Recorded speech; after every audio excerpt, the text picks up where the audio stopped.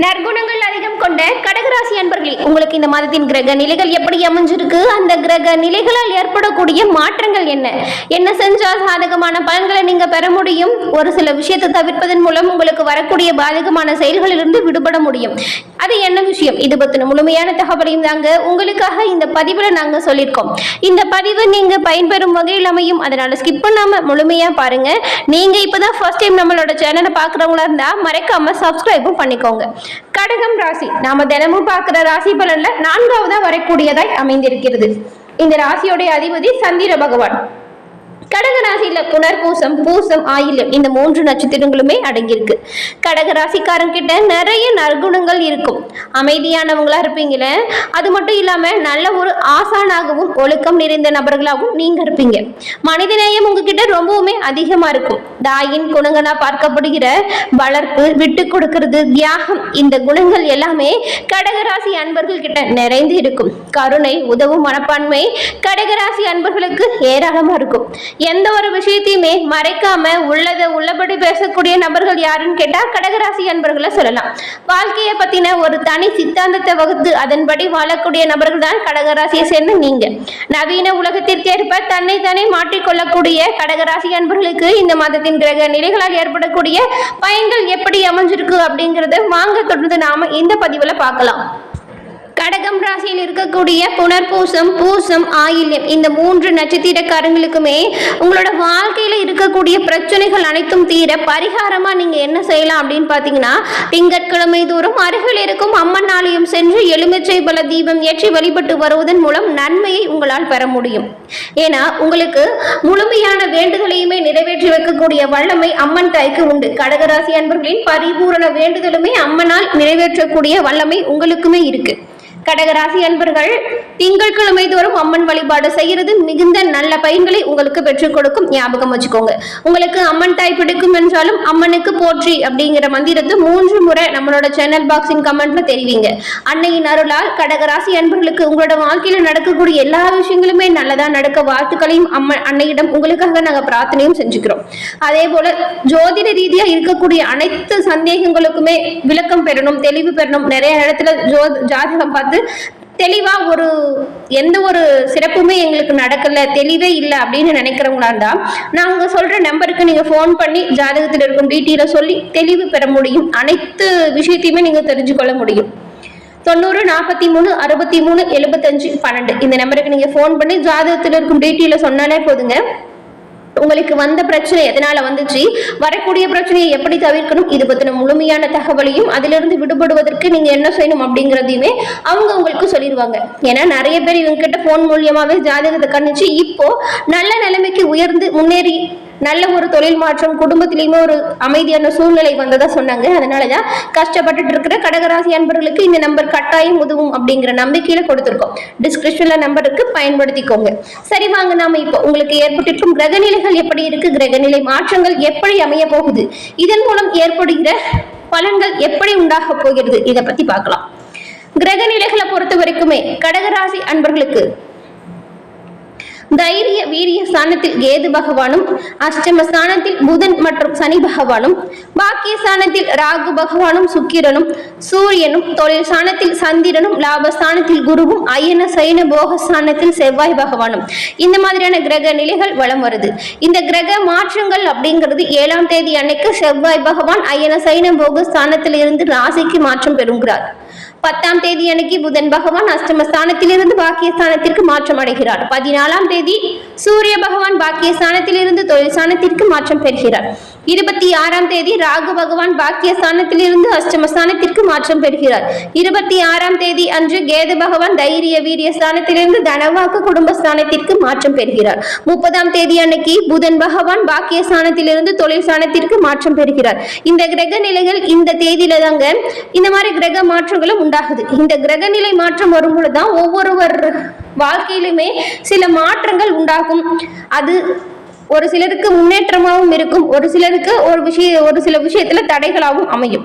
அந்த கிரக நிலைகளை பொறுத்துதான் ஒவ்வொரு நாளுமே அமையுது. இந்த கிரக நிலை மற்றும் இந்த கிரக மாற்றங்கள் மூலம் கடகராசி அன்பர்களுக்கு உண்டாகக்கூடிய பலன்கள் என்ன அப்படிங்கறத நாம தெரிஞ்சுக்கலாம் வாங்க.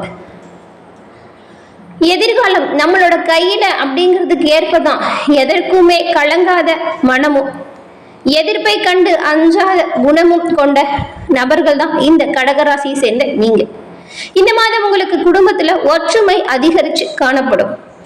இதுவரைக்கும் இருந்த சண்டை சச்சரவுகள் இது எல்லாமே உங்களை விட்டு விலகிடும். நிறைய கஷ்டப்பட்டிருப்பீங்க கடந்த காலத்துல, குடும்ப ரீதியாகவும் சரி, தொழில் வியாபாரம் ரீதியாகவும் சரி. உங்களுக்கு யாருமே ஒத்துழைப்பே கொடுத்துருக்க மாட்டாங்க. இந்த கஷ்டத்துல இருந்து எப்படிடா நம்ம மீண்டு வர போறோம் அப்படின்னு சொல்லி ரொம்பவும் சிந்திச்சிருப்பீங்க. இந்த கஷ்டம் எப்ப தீரும், எப்படி தீரும் அப்படிங்கிற கவலை உங்களுக்குள்ள மனதுல போட்டு வாட்டி வந்துச்சிருக்கும். இந்த மாதிரி குடும்பத்துல அமைதியான சூழ்நிலை இருக்கும். அரசாங்க அதிகாரிகளின் அனுகூலமான செயல்கள் உங்களுக்கு தேவையான சமயத்துல பக்கபலமா அமையும்.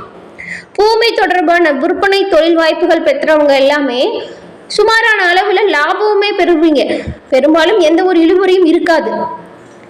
பெற்ற புகழுடன் புதிய புகழும் வந்து சேரக்கூடிய யோகம் தாங்க கடகராசி அன்பர்களுக்கு இந்த மாதம் அமைஞ்சிருக்கு. அதே போல உங்களுக்கு ஆன்மீக எண்ணங்களில் மனம் ஈடுபாடு கொள்ளும். எதிரிகள் மறைந்திருந்து கெடுதல் செய்வாங்க. அதனால கவனமா செயல்படுவது சிறப்பான யோகத்தை கடகராசி அன்பர்களுக்கு உண்டாக்கி கொடுக்கும். எல்லா விஷயத்திலுமே நீங்க ரொம்பவுமே கவனமா இருக்கணும். உத்தியோகஸ்தர்கள், அரசு துறைகளில் அதிகார பதவியில் இருப்பவர்கள் சிலரது குறுக்கீடுகளின் காரணமா சோர்வு மனப்பான்மைக்கு போவீங்க. அந்த சோர்வை மட்டும் நீங்க கொண்டு வரவே கூடாது. தைரியமா எல்லா செயல்களுமே எதிர்த்து போராடணும். பின்னர் வரும் காலங்கள்ல தகுந்த ஆலோசனைகள் கிடைக்க பெற்று தங்கள் பணியில சிறந்து விளங்கக்கூடிய யோகத்தை இந்த கடகராசி அன்பர்கள் பெறுவீங்க. தொழில் அதிபர்கள் தங்கள் தொழிலில் வெற்றியும் புகழும் வரும். ரியல் எஸ்டேட் செய்யறவங்களுக்கு எல்லாமே தங்களோட தொழிலை வளர்த்துக் கொள்ளக்கூடிய யோகம் வரும். தொழில் ரீதியா புதிய ஆலோசனைகள் கிடைத்து தொழில் சிறக்க வழி காட்டக்கூடிய அமைப்பு. வாகனங்களில் செல்லும் போது மிகுந்த கவனத்தோடு செல்வது மிகவும் சிறப்பு. பெண்கள், அரசு மற்றும் தனியார் துறைகளில் பணிபுரியக்கூடியவங்களா இருந்தீங்களா, சிறிது மந்த நிலை அவ்வப்போது உங்களை கொண்டு வரும். அந்த மந்த நிலையிலிருந்து மீண்டு வந்தால் போதும். அதே போல அரசிடம் கேட்டிருந்த கடன் உதவிகள் மற்றும் வரவேண்டிய நிலுவைத் தொகைகள் உங்களுக்கு இந்த மாதம் எளிதில் கிடைக்கக்கூடிய யோகம் அமைஞ்சிருக்கு. பணிபுரியும் இடத்தில் இடைஞ்சல்கள் செய்யும் நோக்குடன் சிலர் செயல்படுவார்கள். கலைத்துறையில் இருக்கக்கூடியவங்க கடன் வாங்கி செலவழிக்கும் நிலை வரலாம். தொழில் ரீதியா உங்களை புறம் தள்ள நட்புடன் பழகியவரை முயற்சி செய்வாங்க. அதனால கடின உழைப்பை செயல்படுத்தினால் மட்டுமே நீங்க இந்த மாதம் முன்னேறக்கூடிய வாய்ப்பு இருக்கு. ஏனோ தானான்னு சொல்லிட்டு கொஞ்சம் அலட்சியப்படுத்தினீங்கன்னா வேலையில நிறையவே பின்னடைவு வரும். அதனால கவனமாகவும் முன்னெச்சரிக்கையாகவுமே கலைத்துறையில இருக்கிறவங்க செயல்படுறது இந்த மாதத்துல சிறப்பான பலன்களை உங்களுக்கு பெற்றுக் கொடுக்கும். அரசியல்வாதிகள், பொதுமக்களுக்கு செய்ய வேண்டிய பணிகள் உங்களுக்கு நிறைய காத்திருக்கு. ஏற்கனவே இருக்கும் நல்ல பெயரை நீங்க காத்து கொள்வதற்கு இந்த காலகட்டம் மிகவுமே உதவியாய் அமையும். மாணவ மாணவிகள் சிறப்பான பலனை காணலாம். நல்ல மதிப்பெண்கள் பெடுக்கக்கூடிய யோகம் இருக்கு. மேல் படிப்பு நீங்க விரும்பிய பாடம் உண்டாகும். வழக்கு விவகாரங்கள் நிலுவையில் இருந்தால் அது சாதகமா முடியக்கூடிய யோகம் இருக்கு. அது மட்டும் இல்லாம கைவிட்டு போன பொருள் இப்பொழுது மீண்டும் உங்களோட கை வந்து சேரும். கடகம் ராசியில் இருக்கக்கூடிய புனர் பூசம் நட்சத்திரக்காரங்களுக்கு இந்த மாதம் எதிர்ப்புகள் அகலும். தெளிவான மனநிலை வரும். எதிலும் சாமர்த்தியமா செயல்பட்டு சாதகமான பலனை நீங்க பெறுவீங்க.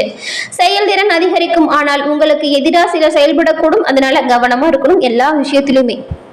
அதன் பிறகு பூசம் நட்சத்திரக்காரங்களுக்கு இந்த மாதம் எந்த ஒரு காரியத்தையுமே செய்யறதுக்கு முன்னாடி அதை எப்படி செய்யணும் அப்படிங்கிற மன தடுமாற்றம் ஏற்பட்டு நீங்கும். அவசர முடிவுகளை தவிர்ப்பது நல்லது. எதிர்காலம் பற்றிய முக்கிய முடிவுகளை எடுப்பதற்கு முன்னாடி நல்ல ஆலோசனை செஞ்சுட்டு எந்த ஒரு தடுமாற்றமும் இல்லாம செய்யறது சிறப்பு. ஆயில்யம் நட்சத்திரக்காரங்களுக்கு இந்த மாதம் குடும்பத்தில் நடைபெறும் சில விஷயங்கள் உங்களுக்கு கோபத்தை தூண்டுற மாதிரி இருக்கும். இதனால வீண் வாக்குவாதத்தில் ஈடுபடலாம். இங்க முடிஞ்ச அளவுக்கு கோபத்தை குறைச்சிக்கிட்டு வீண் வாக்குவாதத்தை தவிர்ப்பதன் மூலம் நன்மை உண்டாகும். வீட்டிற்கு தேவையான பொருட்கள் வாங்குவதில் அதிக ஆர்வம் காட்டுவீங்க. உறவினர் மத்தியில் இருந்த பழைய பகைகள் மாறும். கடகம் ராசியை சேர்ந்த பூசம், புனர்பூசம், ஆயில்யம் இந்த 3 நட்சத்திரக்காரங்களுக்குமே ஏற்கனவே சொன்னதுதாங்க பரிகாரமா திங்கட்கிழமையில அருகில் இருக்கும் அம்மன் ஆலயம் சென்று எலுமிச்சை பழம் தீபம் ஏற்றி தொடர்ந்து வழிபட்டு வருவதன் மூலம் அம்மனின் பரிபூரண அருளும் உங்களுக்கு கிடைக்கப்பெறும். வருகிற தடைகள் அனைத்தும் நீங்கும். செல்வ நிலை மேலோங்கவும் காரிய தடை அகலவும் திங்கட்கிழமையில கடகராசி அன்பர்கள் அன்னையின் வழிபாடு தொடர்ந்து செய்வது யோகமான பலன்களை உங்களுக்கு கொண்டு வந்து கொடுக்கும். என்ன கடகராசி அன்பர்களே, இந்த பதிவு நீங்க பயன்பெறும் வகையில் அமைஞ்சிருக்கும்னு நினைக்கிறோம். இந்த பதிவு பிடிச்சிருந்தால் லைக் பண்ணுங்க.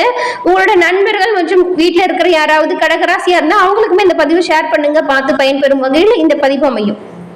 தொடர்ந்து பார்த்தமைக்கு நன்றி நண்பர்களே. சப்ஸ்கிரைப் பண்ணாம பாக்குறவங்களா இருந்தா சப்ஸ்கிரைப் பண்ணி வச்சு கூட வருகிற பெல் ஐக்கானை கிளிக் பண்ணி வச்சுக்கோங்க. நன்றி நண்பர்களே.